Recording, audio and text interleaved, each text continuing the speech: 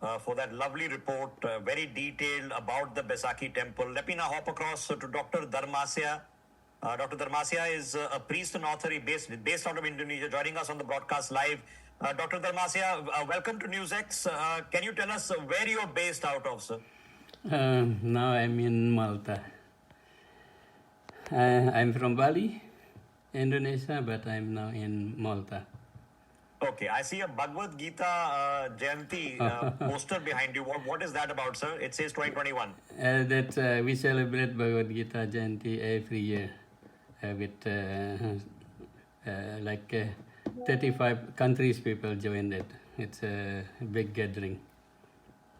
Okay, so what are the cultural roots here, sir? Because for people watching the broadcast, despite the later controversies, the first president of Indonesia, of independent Indonesia, was Sukarno, and he had a daughter, and the daughter's name was Sukarno Putri.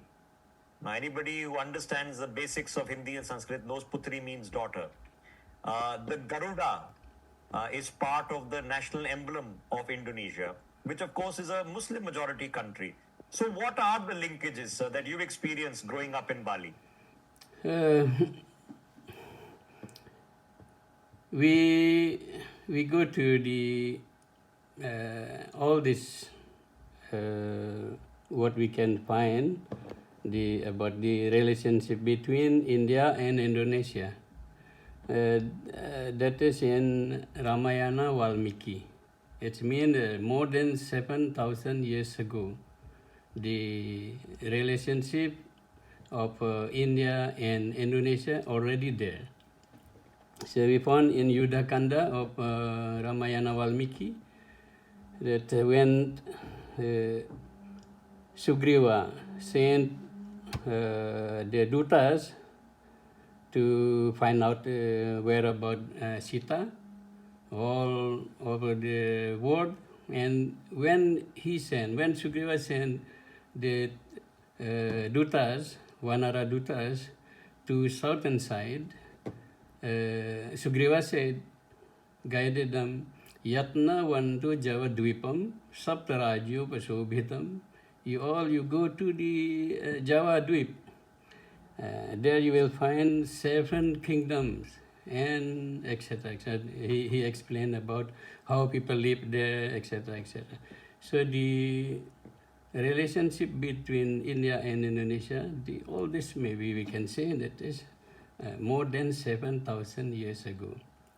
Okay, but, so, for people watching the broadcast, even the name Indonesia, right? It comes from the Greek India, and Nesia, of course, means islands.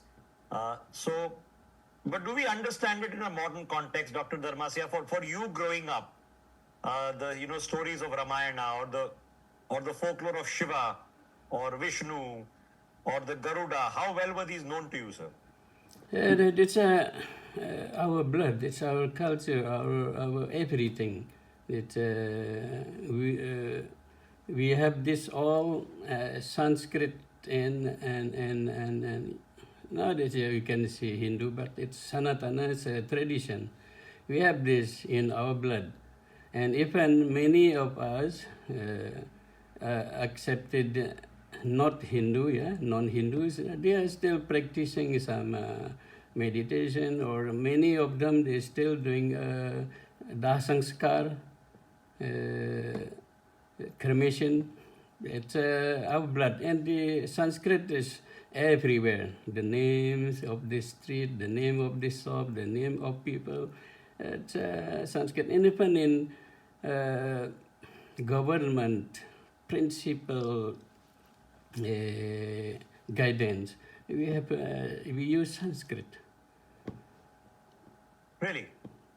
Fascinating. So what do we do, sir? I think now Bali, of course, there a lot of Indians travel, but for Indonesians coming to India to see the cultural links, how do we promote this? How do we take it further, sir?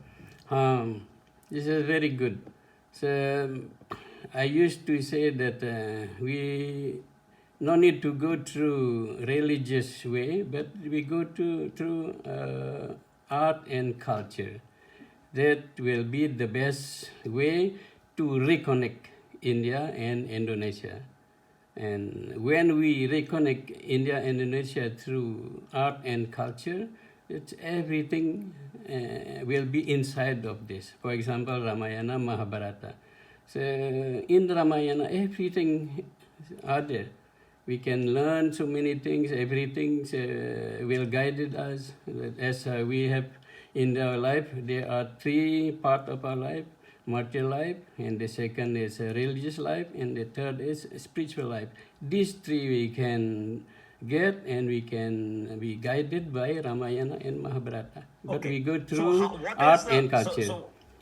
so what is the buzz or the view or even the awareness of people back home in Bali, sir, friends and family, about this Ayodhya Ram temple inauguration which is happening? It's a great news. It's a great news, and it's not only the celebration of India, but it's our celebration.